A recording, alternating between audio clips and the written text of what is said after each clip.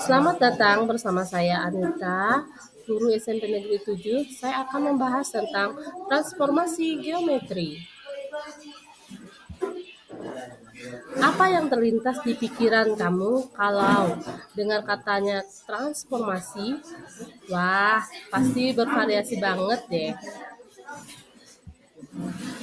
Ada yang langsung kepikiran film transformasi atau mungkin lainnya. Transformasi ulat menjadi kupu-kupu secara nggak sadar. Kedua, keduanya berhubungan loh sama materi yang akan kita bahas kali ini. Contohnya, ulat yang berubah menjadi kepompong lalu berubah lagi menjadi kupu-kupu. Terus kalian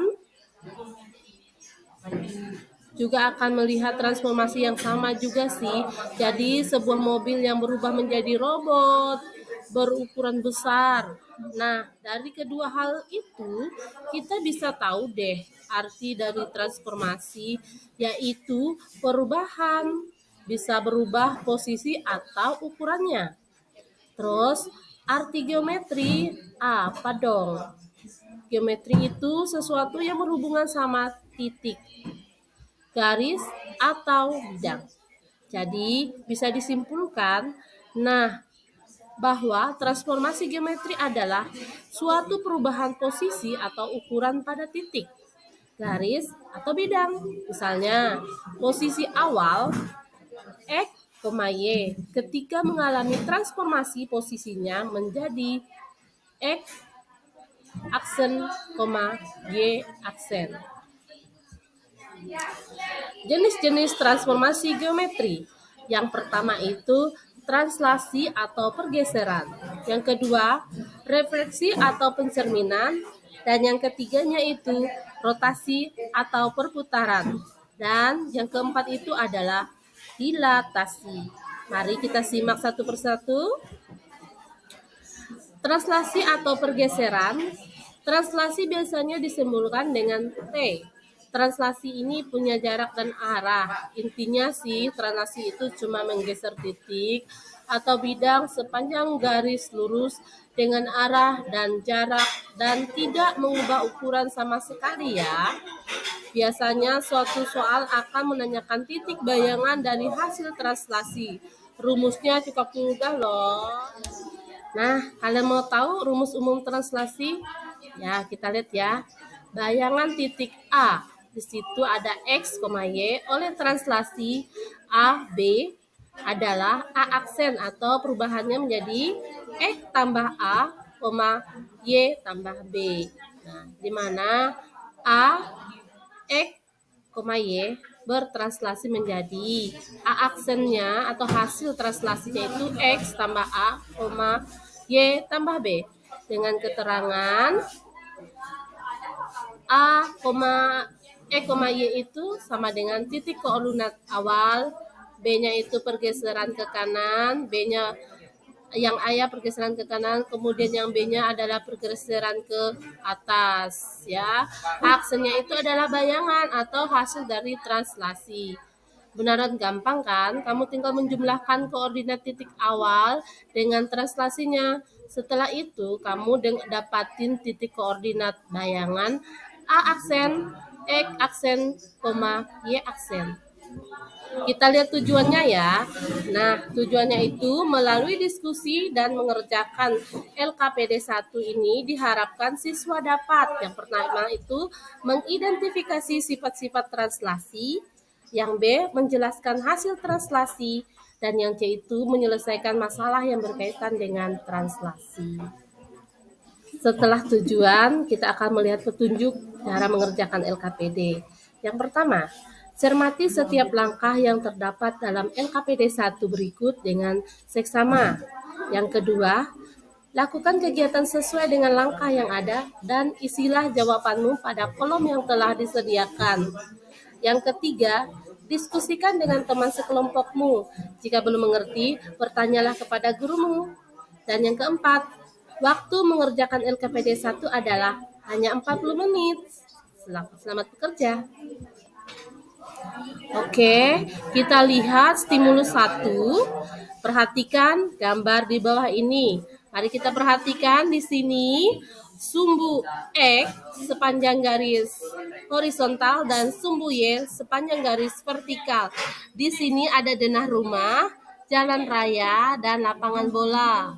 Nah, kita lihat, perhatikan benar-benar ya. Oke, gambar A itu apa? Di sini sudah ada keterangannya bahwa gambar A adalah sebuah rancangan denah rumah di atas bidang koordinat. Nah, kita perhatikan keterangan yang ada di dalam kotak ini. Oke, selamat memperhatikan. Oke, dari masalah yang pertama tadi, kita akan melihat yang problem statement yang kedua atau masalah yang kedua. Perhatikan masalah berikut. Andi sedang merancang sebuah denah rumah seperti pada gambar A. Langkah awalnya, Andi meletakkan posisi rumahnya seperti pada gambar A.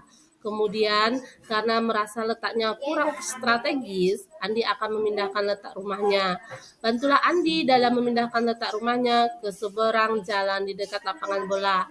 Perhatikan pada bidang koordinat apa yang terjadi setelah rumah dipindahkan, apakah terjadi perubahan bentuk, ukuran, dan yang lainnya. Nah, berdasarkan permasalahan di atas, tuliskan informasi apa saja yang diketahui. B.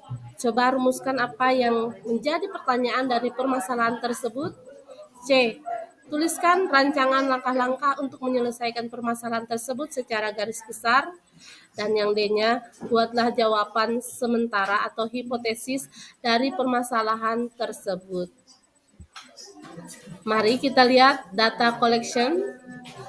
Gambarkan pada bidang koordinat letak rumah setelah dipindahkan.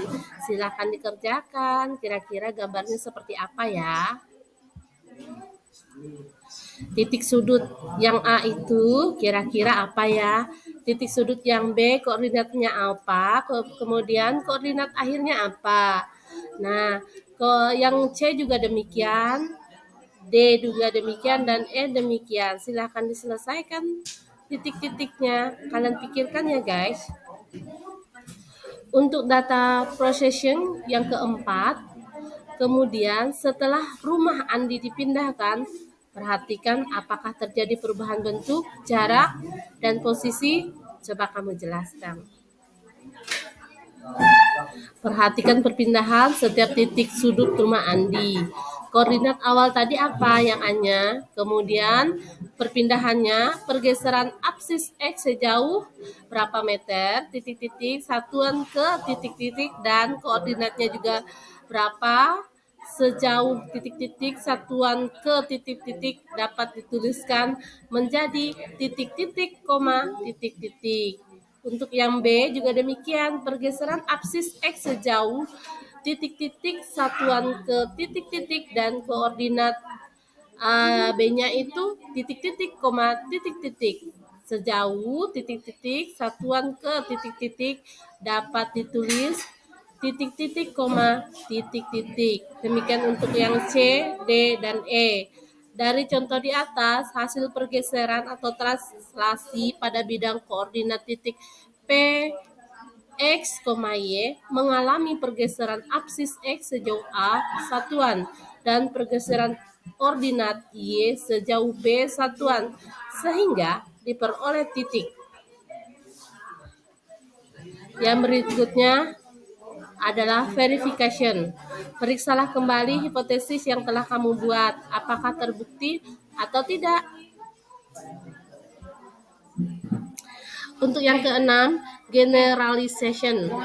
Apakah yang dapat kamu simpulkan secara umum dari pembelajaran yang telah kamu ikuti? Yang pertama itu pengertian translasi adalah titik-titik-titik, silahkan kamu pikirkan sendiri.